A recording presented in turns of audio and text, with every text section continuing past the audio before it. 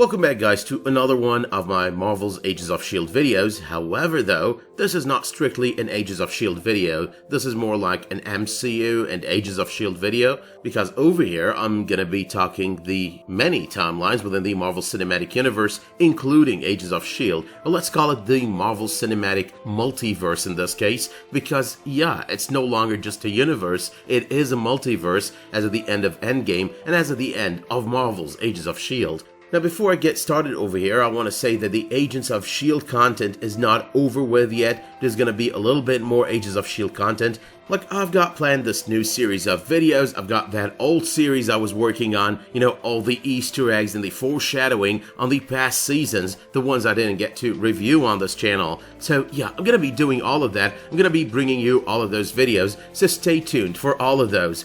But for the time being though, let's talk all those timelines within the Marvel Cinematic Universe. So to start talking about those timelines, we gotta go back to Season 5, the very beginning of Season 5, or rather the ending of Season 4, because at that point our S.H.I.E.L.D. team is picked by Enoch out of that diner, they get sent forward in time through the time monolith, they end up in 2091, a dystopian future, and that dystopian future is basically one in which the Earth was supposedly destroyed in 2018, around the same time that the events of Infinity War happened.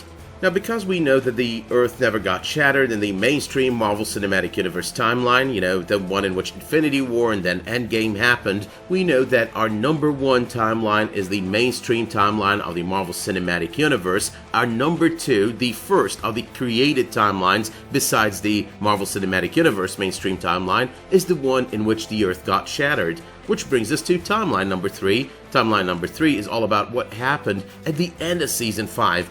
Now, on the finale of the 5th season of Marvel's Agents of S.H.I.E.L.D., they saved the Earth, which means that they supposedly made it back to the Marvel Cinematic Universe main timeline. However, though, there's a little bit of a problem there. You know, we never got to see the snap, and we never got the events of Avengers Endgame addressed. Now, it is easy to dismantle the second part of this argument because the team never really made it to 2024 in the events of the series, so it doesn't make any sense for us to require the addressing of the Avengers Endgame events. However, though, the Infinity War bit is the problem here, and that means that they created a new timeline. But the question though would be how, and the best answer I've got, since they never explained this, is whatever changes they made created a new timeline, because there was one way that they were supposed to save the Earth, but there's another way that they did it. In the end, the result is the same, but the difference is this way belongs in the MCU timeline, and that other way does belong in its own timeline, which led to that other branching at that point in 2018 that led to them creating their own timeline, a timeline where still the Earth was saved. However, it was not exactly done the way it was supposed to be done for them to stay in the MCU timeline.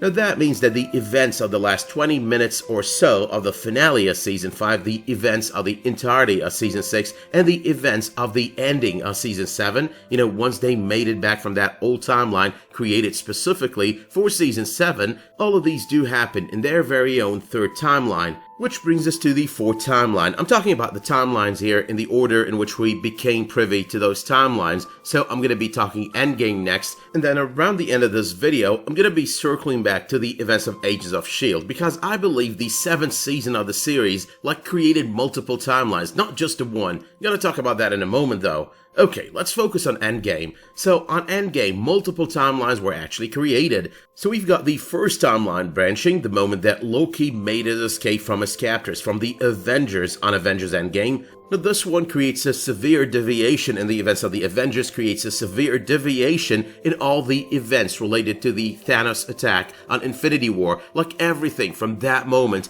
and up to Infinity War when it comes to Thanos and his planned attack. But then you've got the other deviation, you know, the moment that Steve Rogers decided to whisper in Jasper Sitwell's ear, "Hail Hydra." That changes a lot of things as well, because it does change the perspective when it comes to the events of the Winter Soldier. So yeah, you've got two timelines, or two timeline branching from the main Marvel Cinematic Universe timeline as of that moment on Avengers Endgame.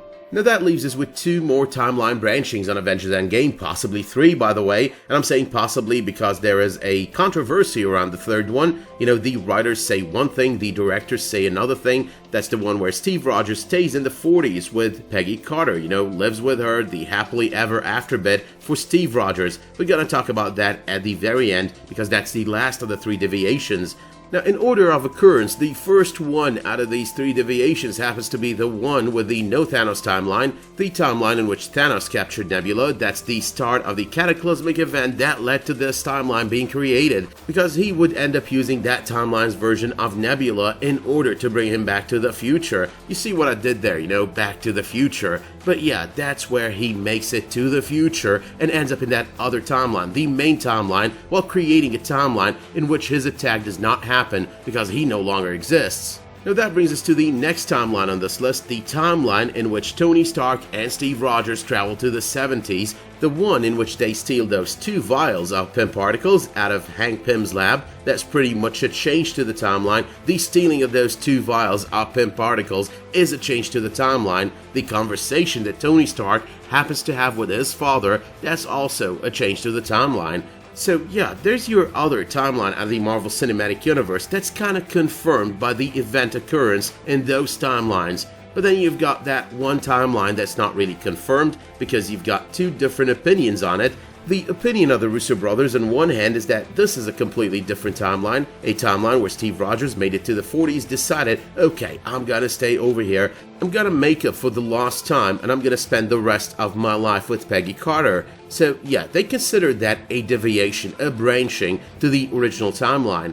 Now this would actually mean one of 2 things. Number 1, this Steve Rogers is the Steve Rogers that we saw moments before that on the movie, you know, using the Pym particles in order to travel back in time to return the stones to their own time, and then he spent some time with Peggy, like the rest of his life basically with Peggy, then used the quantum realm to travel back across timelines in order to give Sam his shield.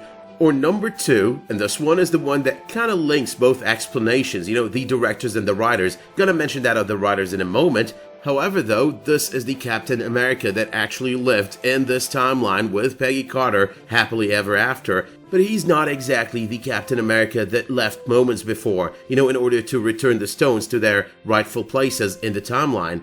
But how would that work though? Okay, so the writer's opinion on this is that Captain America was always destined to go back in time and live with Peggy Carter happily ever after. He's the husband she always had, he's the father of those kids that she spoke of on the Winter Soldier. Now the thing about this is it is a possibility if we do apply a little bit of a neat trick over here, like kinda connect both theories or both ideas together.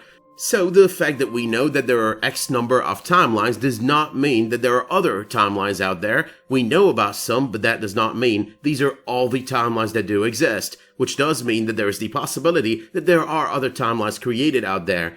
There is the possibility that there is another timeline with events identical to this one, and that would mean that there is the possibility as well that there was a Steve Rogers that belonged to that timeline that actually created the branching in this timeline to start with, which means that the Marvel Cinematic Universe timeline in and out of itself is a branching created by another Steve Rogers from a previous timeline, and that Steve Rogers from a previous timeline is the one that ended up giving our Sam the shield, while our Steve Rogers, you know, the one that created that new timeline in the 40s, ended up giving the Sam of that timeline the shield. Now, I'm not 100% certain that was what anyone meant, you know, like the writers, for example, but at the very least, I think this kind of links both ideas together, you know, the one of the directors and the one of the writers. This one as well is actually based off of what we did watch on the first arc of the 5th season of Marvel's Agents of S.H.I.E.L.D. You know, Fitz's comments in the lighthouse, the futuristic lighthouse. Now this could also work with each version of Steve Rogers in these timelines hopping back to his own timeline using the quantum realm at the very end to hand the shield, which would mean that the Captain America that traveled moments ago was the same Captain America that handed the shield moments later. But okay though, a question does arise. Does that mean that we have an infinite number of timelines? Well, as per what Doctor Strange stated on Infinity War, yes, we probably do have an infinite number of timelines, but nonetheless, do we have an infinite number of timelines that Steve Rogers created by traveling to the 40s? Well, not necessarily. We could have anywhere from 3 timelines created by this to a multitude of timelines, like God knows how many. Because in the end, we've got a timeline where Thanos gets pulled to the future of another timeline, so Thanos never really exists in that timeline, even though that one could have been originally created by none other than Steve Rogers.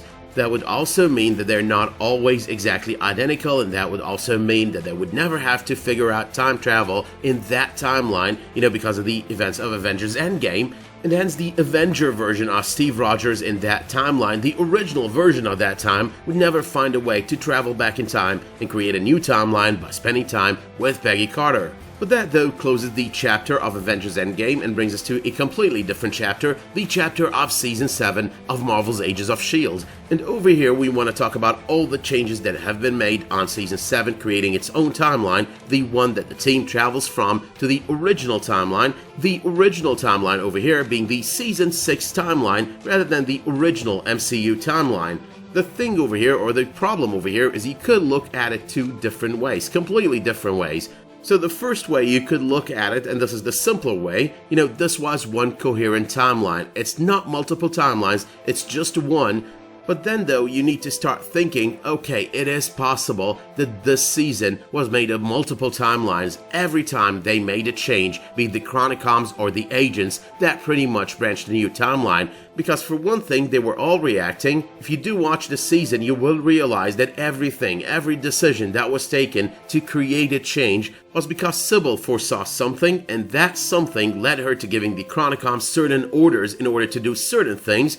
And then the same would apply to the agents. They were basically reacting. They were deciding what to do, what to change, based on where that threw them. So for example, there was the attack on Freddy on the very first couple of episodes. That's a deviation from the timeline. Whether or not the mission was successful, it did bring about a lot of changes. For one thing, there are the interactions with Koenig. There is the fact that Enoch kept dropping items, the items used in the finale of the season throughout time. And for another thing, there is the fact that Enoch himself stayed in that time period working in Koenig's bar. You've also got the change of the timeline on episode 3, that nuclear bomb that the Chronicoms were trying to create, that nuclear event they were trying to create, and then you've got another deviation, branching even another timeline out of this new timeline on episode 4, the saving of Sousa, the change to the life of Sousa that shouldn't have otherwise happened. You've got the deviations in the 70s, Project Insight, that's a major deviation. It happening before its time, that's a major deviation. This entire thing with the involvement of Rick Stoner as well, that's part of that deviation. As a byproduct as well, we had the events of episode 7, I think. The episode with Mac and Deke, that's quite the deviation. And then you've got the deviation with Jiaying and Korra, Korra surviving, Jiaying dying before her time, Daisy never being born in that timeline. And finally, you've got the deviation created by the destruction of all those S.H.I.E.L.D. bases, which was yet one other deviation that created that one final timeline, a timeline in which all those remnants of the organization that is S.H.I.E.L.D. came together in the Speakeasy, leading to the bringing of it to that one final created timeline. And finally, Deeg becoming director of S.H.I.E.L.D., which by the way was confirmed based on the video published on the Marvel Entertainment channel of the last table read for the series. But because of the reactive nature that was going on, the Chronicoms are reacting to S.H.I.E.L.D. kind of stopping them, and then S.H.I.E.L.D. are reacting to the Chronicoms having new plans. All of these could be considered separate branchings in the timeline. So yeah, in my opinion, there are 2 ways to look at this. It is possibly one coherent timeline, or it is possibly multiple timelines branching off. Every one of these guys creates a certain change. But that's all for now though, that's all I needed to say on this video, so let me know in the comments down below how many timelines do you think were created with Agents of S.H.I.E.L.D. Season 7? Do you think 1 or more? You don't have to set a number once you say more, because that's going to be a little bit difficult. Let me know as well if you did like this video by dropping it one of those much appreciated likes, subscribing to this channel, and make sure while you're at it to enable notifications in order to get updates whenever I upload a new video, publish a new community post, or start a new live stream. But until the next time that you tune in for another one of my videos, Agents of S.H.I.E.L.D. or Marvel Cinematic Universe related or otherwise, thank you so much for tuning in to this video. Stay safe and have a great day.